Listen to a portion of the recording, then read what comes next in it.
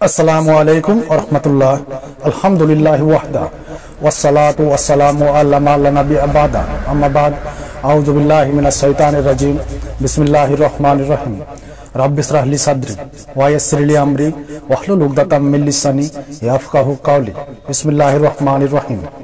रब्बना ज़लमना अनफुसना व इन लम तगफिर लना व तरहमना लानाकुनुन्ना मिनल खासिरिन। প্রিয় দর্শক মণ্ডলী,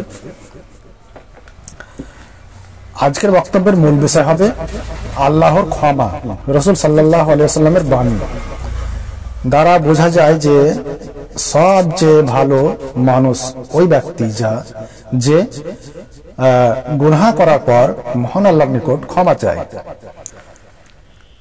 এবং সব থেকে অতি উত্তম সেই বান্দা যে লোকটি ভুল করে এবং গুনাহ করার পর মহান আল্লাহর নিকট ক্ষমা চায়। এ ব্যাপারে মহান আল্লাহ বলেন,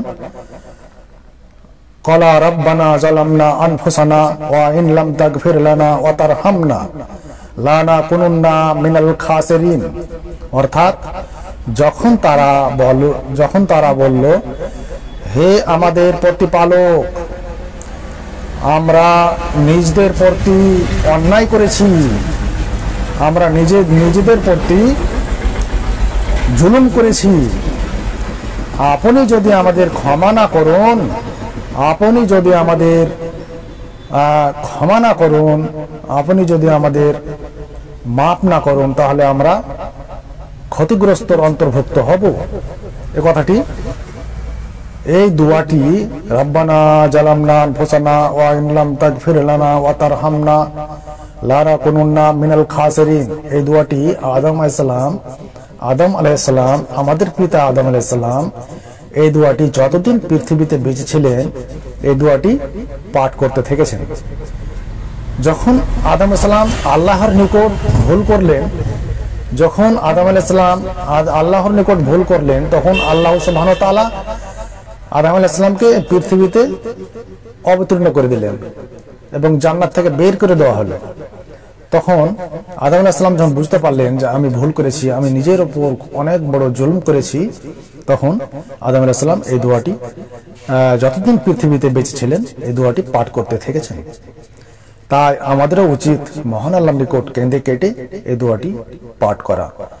কারণ হাদিসে এসেছে, আনাস রাদিয়াল্লাহু তাআলা আনহু বলেন, রাসূল সাল্লাল্লাহু আলাইহি ওয়াসাল্লাম বলেছেন, প্রত্যেকটি আদম সন্তান হচ্ছে অপরাধী। আদম সন্তান ভুল করবে, আদম সন্তান গুনাহ করবে, যতই সে মুহাদ্দিসের ছেলে মুহাদ্দিস হোক না কেন, নিশ্চয় কোনো না কোনো জায়গায় সে ভুল করবে, অপরাধ করবে।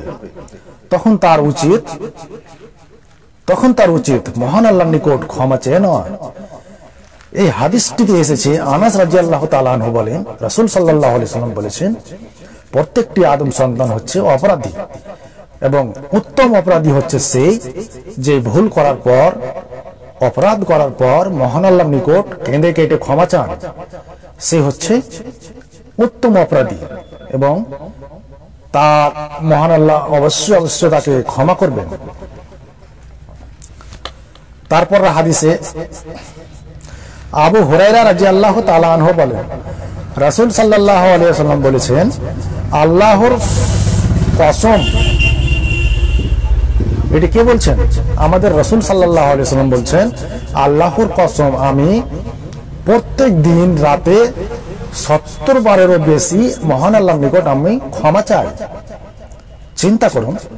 চিন্তা করার বিষয়, যিনি আমাদের রাসূল সাল্লাল্লাহু আলাইহি ওয়াসাল্লাম, যিনি সর্বশ্রেষ্ঠ মানুষ, যার সামনের গুনাহসমূহ ক্ষমা করে দেওয়া হয়েছে, যার পিছনের গুনাহসমূহ মহান আল্লাহ ক্ষমা করেছেন, যে সর্বশ্রেষ্ঠ মানুষ, যার সামনের গুনাহ পিছনের গুনাহ সমস্ত গুনাহকে মহান আল্লাহ ক্ষমা করে দিয়েছেন এবং তাকে জান্নাতি বলে ঘোষণা করেছেন, সেই ব্যক্তি আমাদের রাসূল সাল্লাল্লাহু আলাইহি ওয়াসাল্লাম দিনে রাতে 70 বারেরও বেশি মহান আল্লাহর নিকট ক্ষমা চান।